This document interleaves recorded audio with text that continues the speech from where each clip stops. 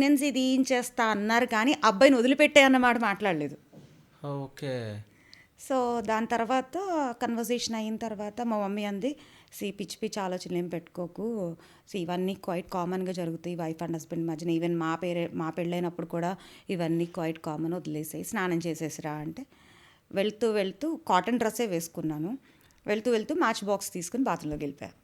Okay. So వెళ్ళిన తర్వాత లోపలికి వెళ్ళి సూసైడ్ లెటర్ రాశాను. చక్కగా మళ్ళీ మళ్ళీ ఒక 1 అవర్ కూర్చున్న బాత్రూంలో. నేను చేసే తప్ప రైటా, నా బేబీ పరిస్థితి ఏంటి, పుడితే ఏంటి, నేను సూసైడ్ అటెంప్ట్ చేస్తే ఏంటి, ఇట్లా చాలా పెద్ద చాట్. అప్పుడు నాకు 3rd మంత్ ఎంటర్ అయ్యింది. Okay. 3rd month or 4th month exactly అంతే ఇంకా.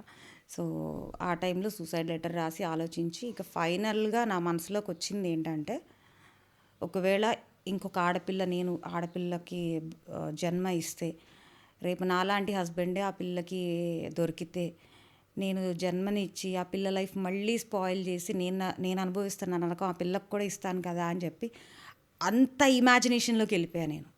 ఓకే. ఎందుకంటే చుట్టుపక్కల చూస్తున్న ప్రాబ్లమ్స్ అన్నీ చూస్తూనే ఉన్నా నేను.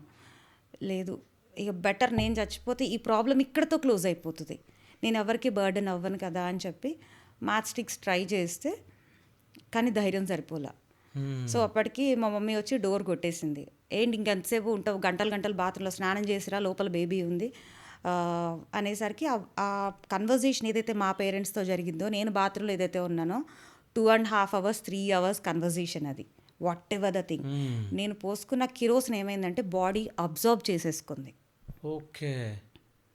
అబ్జార్బ్ చేసేసుకున్న తర్వాత నేను బయటకు వచ్చి స్నానం చేయకుండా బయటకు వచ్చి మా మమ్మీ అంది ఇంకెంతసేపు అది ఇది అనేసరికి అన్నాను, మ్యాచ్ బాక్స్ అయిపోయింది, ఇంకో మ్యాచ్ బాక్స్ తీసుకోవాలి అని చెప్పేసి అన్నా. నేను పిచ్చి పిచ్చి వేషాలే కానీ సరదాగా నవ్వేసి టర్న్ అయ్యింది. లాస్ట్ మ్యాచ్ స్టిక్ ఒక్కసారి అది మొత్తం అంతా బాడీ మొత్తం అబ్జర్వ్ చేసుకునేసరికి టక్కన బర్న్ అయిపోయింది ఒక్కసారి. అంటే చేసుకోవాలనుకోలేదు? లేదనుకోలేదు.